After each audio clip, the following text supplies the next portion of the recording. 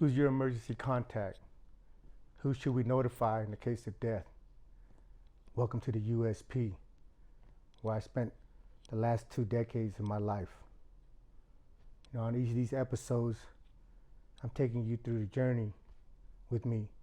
Right now we're in Lompoc, and there's a lot of shit that goes on in Lompoc. There's riots at least once every other month. People get butchered at least 3 to 4 times a week. I want to say every day, but it might not happen every day, and I don't want to come across like I'm exaggerating or fabricating anything that goes on in the places I've been. But today I want to share a story with you about the Crip riot. Now, it's not the violence that I'm glorifying, but it's about these individuals living up to a code that they bought into. Now, this particular incident, it was the Compton Crip versus all the other Crips. When I say East Coast Crip, I'm not talking about those from the East Coast, from New York, because the East Coast Crip, they're from Long Beach. That's just the name of their gang. I don't know why or what. I never ask questions. And you understand that through the course of my time, I don't ask too many questions about individuals. It's just a habit, a good habit that I picked up and learned, But Rolling 60, Watts and Compton is supposed to have each other's back. They have a real tight alliance. They still do or not, I don't know. But in this particular incident, Watts decided to stay out of it just because of the controversy that the incident derived from. Now, I don't know the exact story of what started the riot. I just know there was 2 individuals that somebody stole from somebody, or somebody broke into somebody's locker. But the one in violation was the homie Ron Dog from Compton. Now, me and Ron Dog, we was cool. He was on my basketball team, which was like a Bad News Bear basketball team, because it was just a bunch of gangbangers trying to play ball, and I don't think we ever won any games, but he was on my squad. Bull, he had a yard for the Compton. And when I say bull, he was built like a bull, So the incident was somebody broke into somebody stole something from somebody, and Baby Cal, I don't know exactly what Crip hood he's from, and forgive me if I'm putting their names out there like that, but in prison, you have rules and laws that are laid down, and everybody has to abide by them, regardless of who you are, regardless of what you think, how bad you are, or whatever. You're only one individual. Doesn't matter if you can beat half the compound up. Can you beat half the compound up at the same time? There's always a way to overpower someone, somebody, some group. Period. Now, they approached Bull, I was from Compton, and said, "Hey man, your homie gotta go up." Going up means he's gotta get checked in. Meaning he's gotta be removed off the yard. And back then in Lompoc, you can't just walk and remove yourself off the yard. If you do that, you can never walk on another compound. And people can't just beat you up and remove you off the yard. They gotta stab you, like with homemade knives that are made of metal, that they cut off the bunk, that they cut off with every freaking, whatever they find that can come off the wall is turned into a weapon. There's no fist fights back then. You're getting butchered. If you violate the rule, you're getting butchered. You're either getting butchered by your homie or you're getting butchered by whoever it is that's beefing with you. And if your homie don't take care of you, then all your homies get it. So the Crips approached Bull from Compton and told him, hey, in so many words, your homie gotta go up. But that's Bull's homie. Shit, they from the same hood or whatever. But that's ride and die. Like we literally live that. It ain't just we gonna ride and die until we're gonna ride so long it's good and then when it's time to, when shit hit the fan, I'm gonna jump out the car and leave you to yourself. Nah, Bull told him, man, that's my homie. We ain't going out like that. So they told him, well, you know what it is. Meet us in the gym after chow. Now, from the time of the incident, the conversation, to the time of the riot, there was a few hours within between. But this is how gangsters all these dudes are. They didn't go and take off on each other over here or over there. None of them ran to the police and told them, hey man, we're about to get in a riot, we're about to get butchered, can you save us? And the whole compound knew the incident. Nobody went and told the police, hey, there's about to be a freaking race riot or a gang fight or whatever. Everybody kept their mouth shut. Everybody stuck to the code. If it's not your business, you stay the fuck out of it. You know? But at this time, I don't know the conversation. I don't know what's going on. So after chow, when they call activity move, I come out my unit. It was kind of odd because I was like the only one that came out of my unit to go to rec, because usually when they call rec, the hallway is crowded. Everybody's going to wherever they're going. Well, on this particular day, you know, I'm not paying anything, no mind. You know, I mean, I pay attention to my surroundings, but I haven't been informed because it's not my business. There's no need for anybody to tell me anything. So I come out of my unit. I'm still living in M Block at this time. I come out of my unit and I'm walking down towards rec, and a couple Crip homies come through. Like, what's up, Mason? I said, what's up? Said, where you going, cuz? So I'm going to the indoor gym. So it happened in the winter because in Lompoc, in the winter, they don't let you have outdoor rec after dinner no more.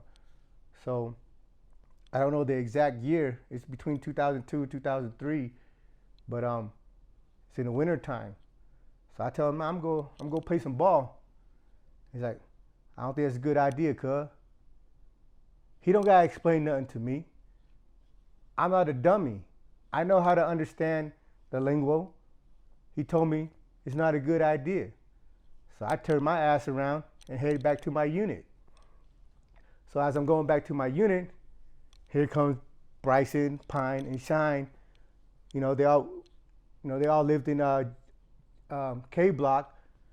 And when I walk past them, when they come, I say, hey, bro, they say something to go down in the gym. And Bryson's like, yeah, bro, I know. I'm going to go watch. You know, Bryson is a different breed.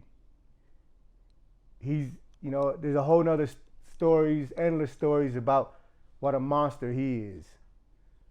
But he's like, yeah, bro, we're going to go watch, bro. I said, all right. I said, peace. I head into my block.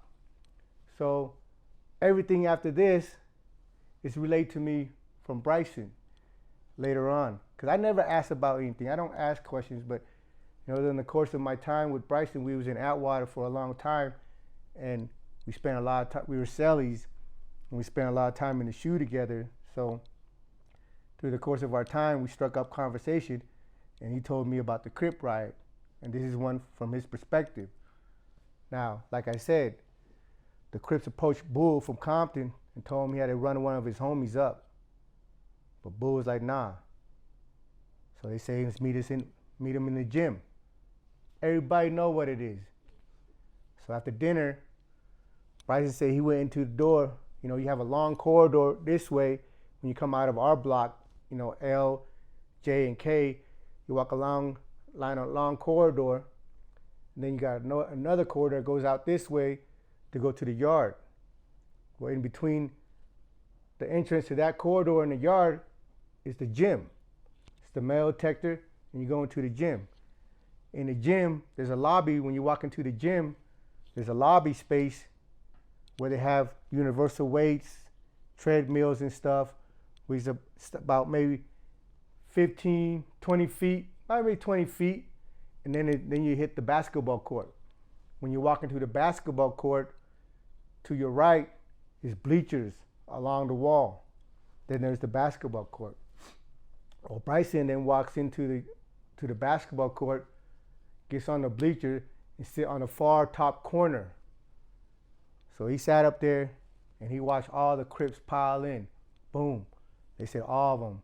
60s, 30s, 20s, East Coast Crip, whatever other name. All the other Crip gang, it was the Compton Crip against every single other Crip gang on the yard. So the odds was 100-something Crips to like maybe 12, 14 Compton dudes. Well, anyway, between the bleachers and the wall, as you enter, there's a water fountain. So when the Compton Crips came in, they all piled in the corner right there, while all the rest of the Crips went and sat on the bleachers. You know, nobody jumped anybody. Nobody made any type of statement, you know, any type of buster moves. Nobody went to the police. Everybody knew what they were signing up for this evening. Everybody came strapped. Every single one of them in the gym had homemade knives. All the Compton dudes, they knew what they were walking to. They were walking to the lion's den, but they didn't have no choice. Or they always have a choice. But to them, there is no choice. This is what you signed up for. This is what this life is about. This is what the price you pay. This is what it takes. This is whatever. They knew they were walking into a death sentence. And they did that willingly because they lived by a code. Ride and die with your homie, regardless of the odds, regardless of the outcome. It's not about if you're going to win or lose or repercussions. It's simple. It's about sticking to that code, keeping your word, that bond, whatever it is that you signed up for. And these individuals, they lived it. And they gave up their life, their blood, their freedom, all that shit for it. You can agree or disagree with their decisions, but at the end of the day, you gotta respect men like that. How many of you can walk into a lion's den knowing you didn't get slaughtered? I don't think any of you, too many of you, or even half of you, or a quarter of you is gonna raise your hand and say that you would willingly walk into that shit. Well, they closed the move. It's a 10-minute move.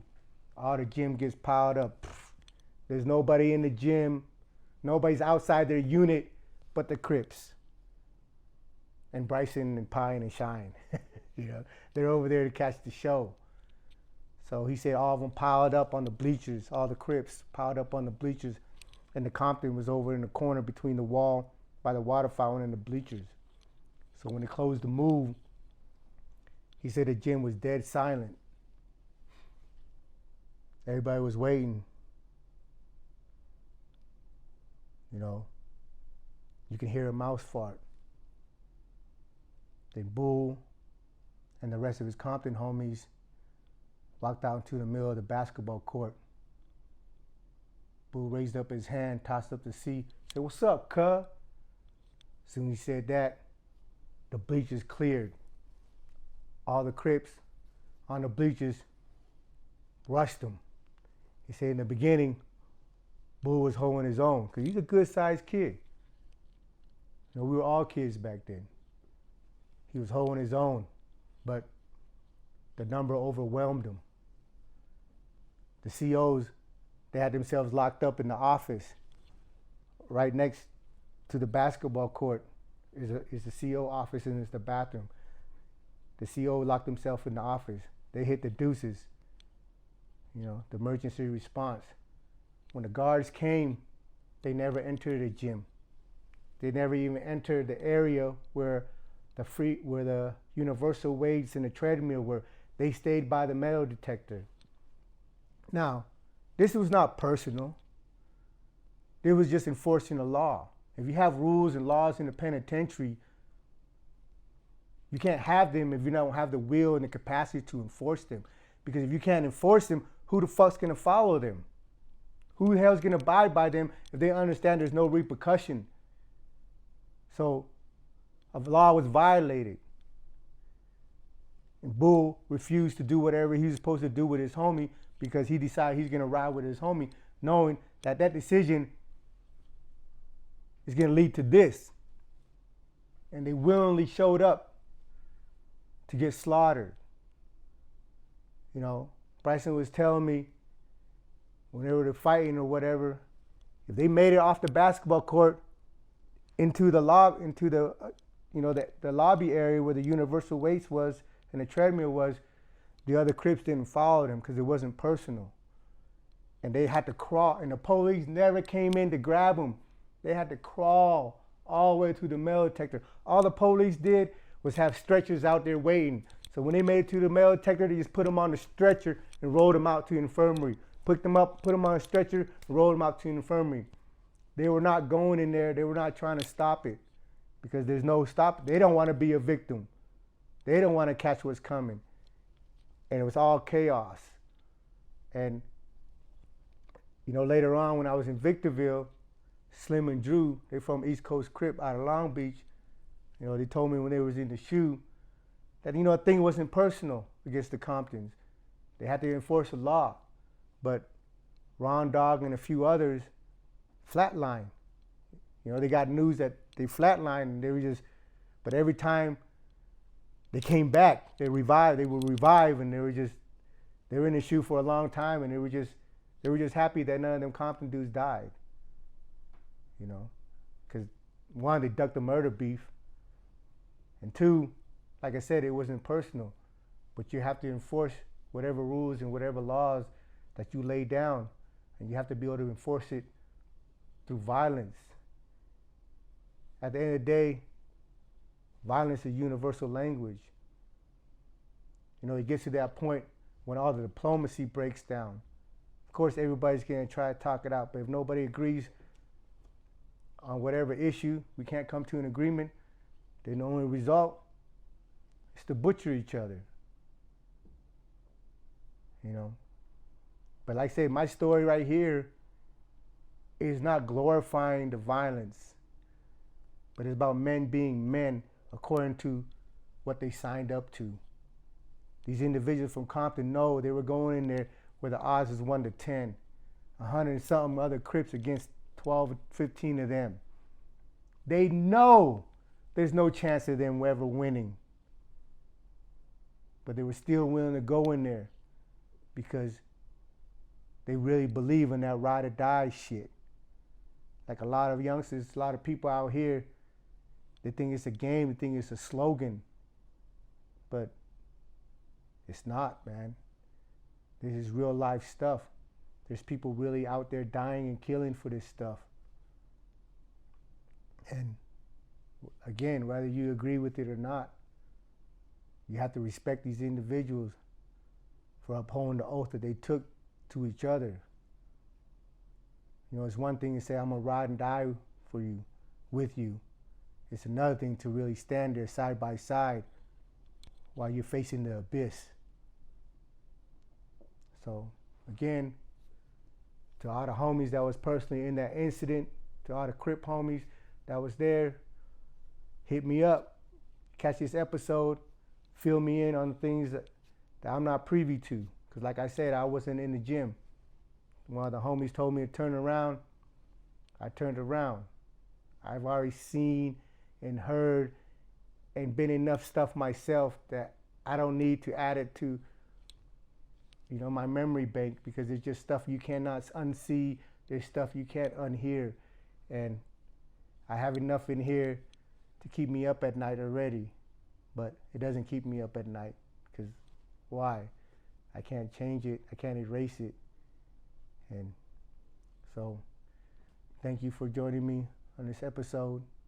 But like I said, anybody that feels like I fabricated or exaggerated any of these stories that I'm sharing with you, then call me on it. But I guarantee you, there's no need to. The reality is crazier than anything you can imagine.